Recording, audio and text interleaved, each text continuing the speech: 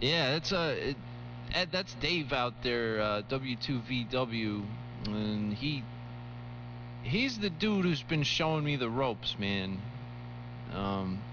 He's a cool dude. I don't know if you heard him asking about your Foursquare.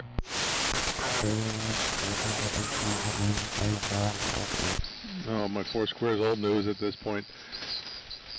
What's important is putting out a big signal on 3885, otherwise everything else is moot. Well, it is important if you're going to make a long transmission on here at night, because that's what happens is, as you know, if you don't have a footprint, the creatures will move in, and that's the end. And there's the piss-weakers rule, which is the weaker they are, the longer they talk. And we try not to let that happen. Amen.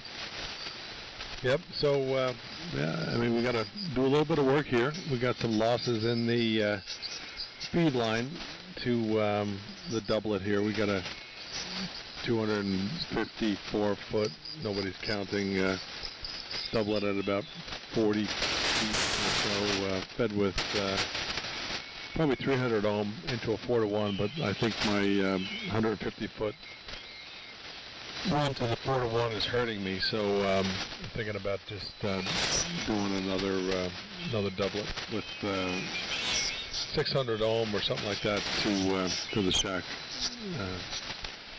I need a better solution. Wait a minute now. 250 something feet and 150 feet of feed line. It's badass stuff. Yeah, I'm in the woods. I'm up here with Bill, up in the hills of western New Jersey. But I don't know the calculus, but I think I'm having some losses in that 213 between the 4-to-1 Ballon and the 300 ohm to the doublet. Alright, so you've got a voltage feed at the feed point, right? So the first 60 feet is going to bring you back to a current feed, which your transmitter would match into just great. And the next 60 feet brings you to 120, is going to bring it back up to a voltage feed. And you got 30 feet left, so you're going to be halfway between a current feed and a voltage feed. So you're going to have plenty of reactance, and you know, maybe a good amount of resistive impedance. So the 4-to-1 probably wouldn't be the worst thing in the world. But if your 4-to-1 Ballon doesn't like reactance, then that's going to be very lossy. And then RG8 feed line, depending on how long it is, yeah, best thing to do would be to extend the balanced line all the way to a tuner somewhere if you can, or put a tuner outside in a doghouse. Get rid of the 4-to-1, you know, use a real tuner. Richard Measures design, or even a link couple design.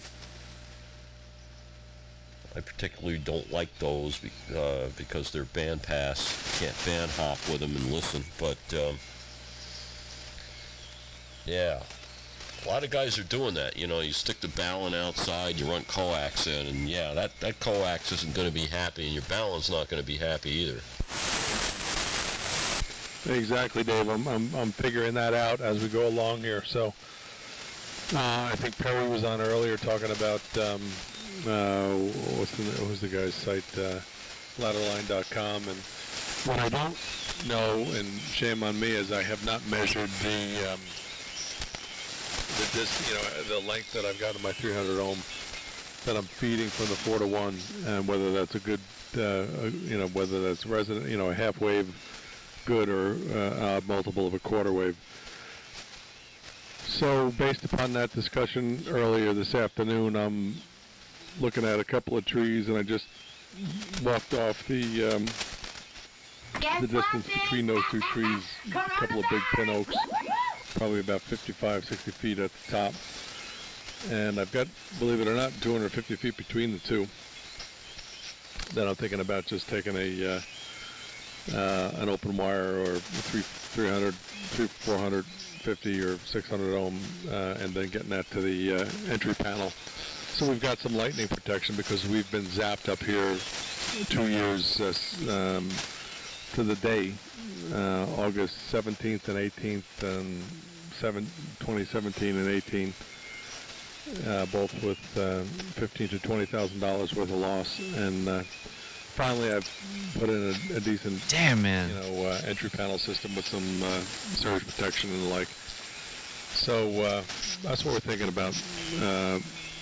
Just as you just said, eliminating the 4-to-1 and bringing that somehow into the shack, properly protected. And where the hell's my MOX? There it is. You gotta find the button just to make it stop transmitting. I have one of those here, but I'm not using it. W2VW. Yeah, good stuff. Well, don't know if you know about the old timers trick where you put some sharp stuff up on the antenna. Microgear hose clamps on a Yagi, like you would use for a fuel line on a car. They've got lots of sharp tips on them, and supposedly that drains off the pre-lightning strike charge.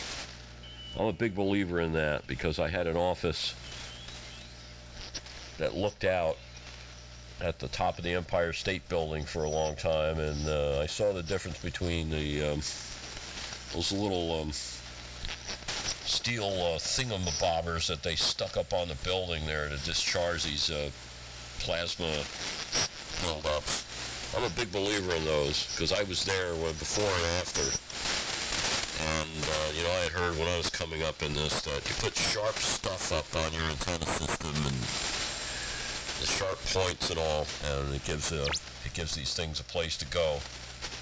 Your susceptibility to getting whacked isn't as bad, but being way up in the clear like you are, yeah, that's a thing that you're going to worry about. So that, and I always look at an antenna impedance from the very end moving on in. So the end is going to be a voltage, and a quarter wave in is going to be a current maxima, and you can keep on moving in on the doublet, and then just because you've transitioned to balanced line, you can still take those lengths and figure it out roughly for current and voltage, and to give you an idea of the impedance. But once you go to the balanced line, the velocity factor is a little bit less, and if it's commercial 450 or 300 ohm, TV stuff, velocity factor is going to be maybe 90. If it's really good homemade open wire line with spreaders with no physical connection, without a lot of surface area, it's going to be up maybe 98%, so you can just ignore it then. But that'll give you an idea of the impedance that you're looking into. And from my experience, the reactive part of it, if you've got really good components in your antenna coupler and it's configured properly, like there are some people that will try to use a link coupled tuner in the classic primary and secondary link with a parallel capacitor on the secondary link for everything. You can't do that. It doesn't work for every load. There are people who do that though and insist that it works. You've got to give it a little bit of thought as to the flavor of the impedance that you're playing into, and then you get a feel for it. And then, as you know already, I know you know this, you pump legal limit carrier into it for tests, during the day, and see what heats up, and you can make an antenna current measurement with an old-fashioned RF ammeter, and you can use that to maximize your power transfer. It's just like high school physics. Really nice transmission. I was going to be a meteorologist when I went to university until I figured out it was a physics degree, and then I switched to computer science and accounting.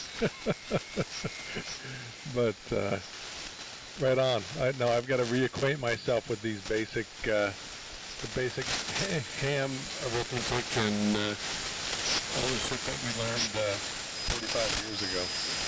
So, but that's my quest for the next 20, 30, 40 years, however long I got left, as long as COVID-19 doesn't take my ass. W2MKM. Good stuff. Good attitude. Glad you showed up here, Rip. Anyway, somebody else pick it up. W2 very weird. Here on Beechwood Mountain. Yeah, MKM, Mr. Ed. You gotta, I don't know if you looked at my QRZ, how I brought the balance feeders right into the shack. I just basically drilled a couple holes in my roof, used Teflon sleeves, and just brought it right down. There's ceramic sleeves that penetrate from the shack to the attic, but from the attic to the roof it's Teflon. And I'll never look back. I'm glad I don't have coax feeding a 4-to-1 or anything like that. It's just it's balanced in, balanced out tuner, and it doesn't care, man. If you can get that going, like, that's the hard part. It's getting the feed line into the shack, the balanced feed line. It's not that easy, and it requires modification, but damn, man, it's the way to go.